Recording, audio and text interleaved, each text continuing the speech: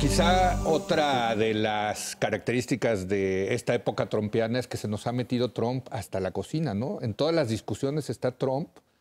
Y bueno, pues aquí en la hora de opinar ni se diga, ¿no? Ya le hemos dedicado una cantidad de horas. Pero y seguiremos. Y bueno, nos decían el otro día que los ratings, los nuestros siempre altísimos, pero ahora, cuando otros hablan de Trump... Vamos a crear unos hechos alternativos.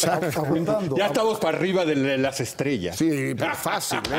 Abundando sobre este poder, digamos, de la popularidad de Trump, también es determinante en los ratings de los programas. Hablen en contra de él o hablen a favor de él. Claro. Si no está, bajan los ratings. Entonces, hay una cosa ahí que habrá que llamarle como carisma. A la sociedad americana como nunca. Sí. Pero quisiera volver a un punto con el que empezó Javier, que me gustó mucho, que es cómo se han ido acumulando ciertas prácticas en la democracia, en las prácticas de la vida democrática, que han ido erosionando, digamos, valores fundamentales. Yo creo que en el periodismo lo mismo ha sucedido.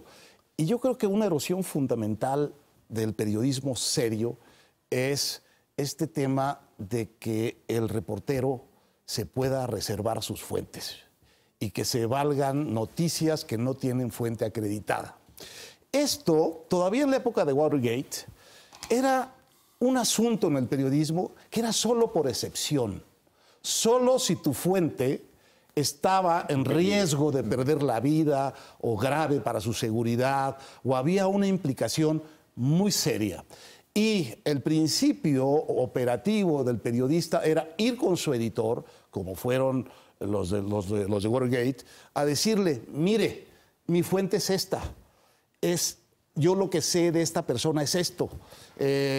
¿Está usted de acuerdo en que siga o no siga? O sea, Bradley lo sabía. Bradley sabía.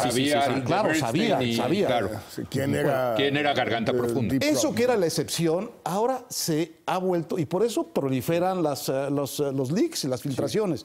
Se ha vuelto una especie de norma. No, yo publico esto, me lo dijo una fuente autorizada, hay un documento que consta en mi poder, etcétera.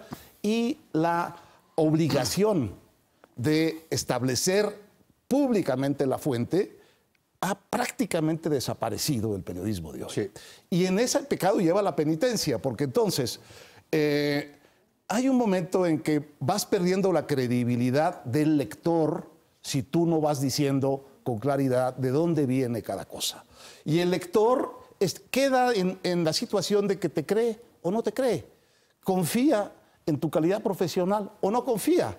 Quiere o no quiere usar la información que tú diste, pero no tiene un criterio de verdad, porque el único criterio de verdad y de imparcialidad y de objetividad es, como dice el ABC del periodismo, una fuente, dos fuentes, tres fuentes, varias fuentes. ¿Cuál es la diferencia entre el New York Times, que se considera un periodismo serio, y el Breitbart News, que es de donde salió el señor Bannon, ¿no? O sea, ¿cuál es la diferencia entre esos dos sitios? Bueno, mira, Jorge lo sabe muy bien. Sí. Tú publicas un texto en un periódico estadounidense de estos y el fact-checking, como te están fastidiando, es un suplicio, para que pruebes esto, para que des la fuente, es en un artículo de opinión, ¿eh?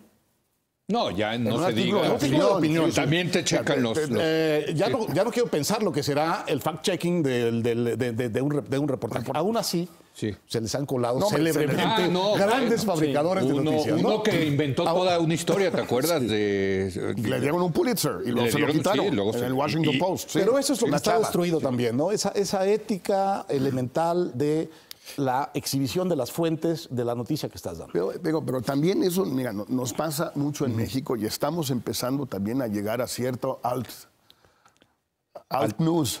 Ah, sí, alternative. ¿Cómo? Hace mucho rato. Mucho rato. ¿Cómo? Si es nuestra especialidad nacional. A mí me impactó mucho, además de gente muy inteligente y muy seria como Luis Rubio. Me impactó mucho ayer una columna donde dice que hubo dos momentos importantes en que México incidió en la elección de Estados Unidos. Cuando Peña invita a Trump y que a partir de ahí empieza a subir. Y luego dice, y cada vez que Vicente Fox abría la boca para golpear a Trump, que había un salto en las encuestas de Trump. Yo no he visto una sola encuesta de ese tipo, una. Y pues más o menos seguí la mayoría de las encuestas. Ahora, es una gráfica muy fácil de construir. Simplemente tienes los ratings de Trump durante la precampaña republicana y luego en el otoño, y tienes las declaraciones de Fox. En inglés, porque supongo que sí, no cree Luis que estén los electores trumpianos pendientes de lo que diga Fox en Guanajuato. Fue el 30% de los latinos que votaron por Trump. Cuando lo decía en español. Pero no hay tal. Pero se creyó ya esa leyenda urbana. Hoy en día, más del 45% de los mexicanos piensa que hubo fraude en la elección del 2006 en México. Nunca se comprobó nada. Pero el gran bullshitero mayor que tenemos en México, que ahora está moderado y ya parece hombre de Estado y en fin, ¿no? Pero ese bullshit que se echó, que por cierto costó la cabeza de los consejeros electorales sin una prueba. Sin una prueba de fraude. Es que en México es un deporte nacional. Esto que está apareciendo en Estados Unidos es un deporte nacional. Pero la diferencia es que estamos hablando del corazón de la democracia liberal que es Estados Unidos. Es decir, hay una entrevista muy buena de un politólogo inglés que se llama David Runciman, que dice, toda nuestra ciencia política se ha vuelto experta en entender cómo se colapsa una democracia en un país africano, en un país latinoamericano, pero no tenemos ni la más mínima idea de cómo y cuándo se colapsa una democracia avanzada, consolidada, etcétera, etcétera, ¿no? Entonces, teníamos el caso de Alemania. Pero nunca fue una democracia consolidada. ¿De dónde era consolidada? Sí, la República del Weimar era muy frágil. Weimar sí, pero ¿Y qué quiere decir que se colapse? Porque se está esperando que haya una dictadura formal. Eso no va a suceder. También lo dice Runciman. No sabemos. No, autoritarismo. No sabemos. Una democracia linciana, ¿no? Esa es la definición de Linz de autoritarismo.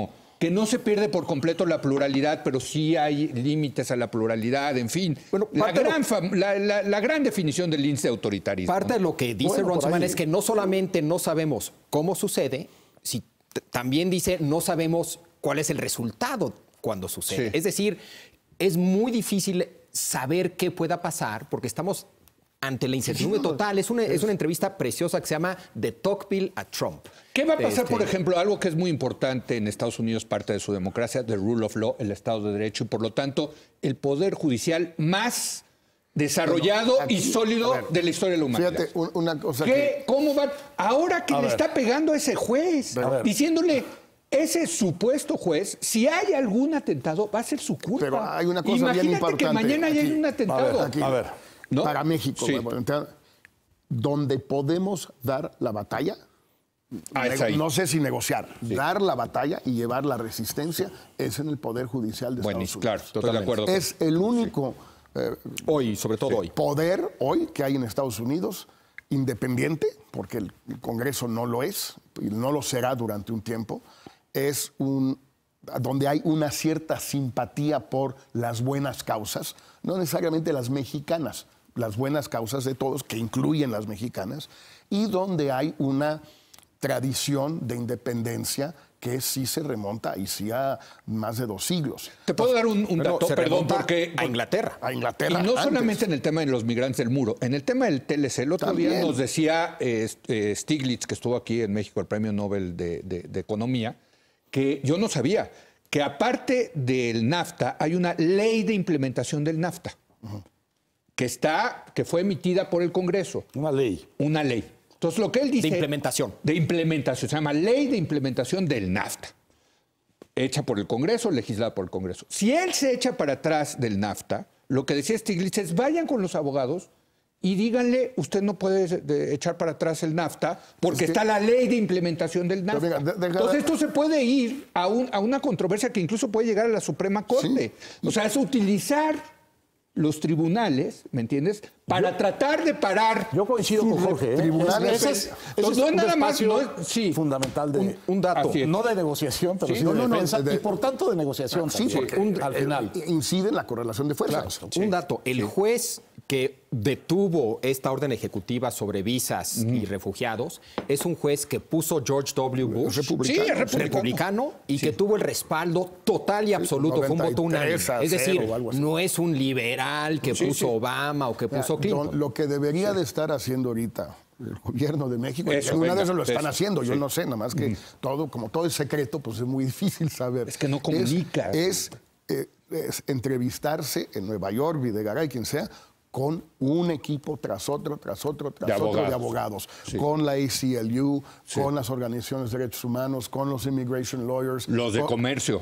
Con todos. Está bueno eso. E ir reclutándolos, no necesariamente pagando, aunque sí entiendo que habría algunos mexicanos, unos pueden incidir más que otros, que podrían, por ejemplo, contribuir al financiamiento de la ACLU, por ejemplo, que pueden recibir dinero de fuera. Que están recibiendo como locos dinero. A lo bestia, sí, pero pueden, pero nunca sobra. Sí. O sea, creo que recibieron $3 millones todo el 2015 y $24 millones la primera semana de la toma de posesión de Trump. Sí. ACLU, Human Rights Watch, Amnesty, Immigration Lawyers, todos esos. Y un despacho de abogados de los más fregones de Nueva York para llevar el tema del tratado. Te hago una pregunta. ¿Cuánto dinero valdría garantizar que, pues no vamos a decir que los 6 millones o los 7 millones, pero digamos los 2 que ha dicho Trump que van, ¿cuánto dinero valdría para que tuvieran una defensa jurídica segura? Hombre, digo, 20, 30 millones de dólares. ¿De cuánto dinero estamos hablando? Para un país nada, ¿no? Sí. No, exactamente eso es a lo que voy. O para un sector privado del tamaño del mexicano. Tampoco. De los magnates mexicanos. ¿Tú crees que con eso? 20, 30 millones de dólares este año, hombre. ¿Harías una diferencia enorme en la defensa? Enorme, porque muchos lo van a hacer pro bono. La mayoría de esta gente trabaja pro bono. Supongo que no es pro bono, supongo que es el doble. Con 50, ¿cómo te diría?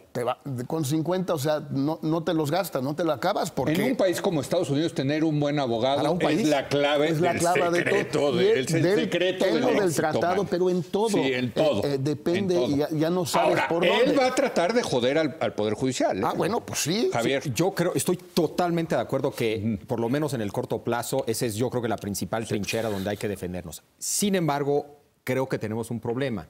El problema es el siguiente. Sí, Estados Unidos es un país de leyes y siempre ha sido un país de leyes, pero el reto de Trump es precisamente un reto a eso.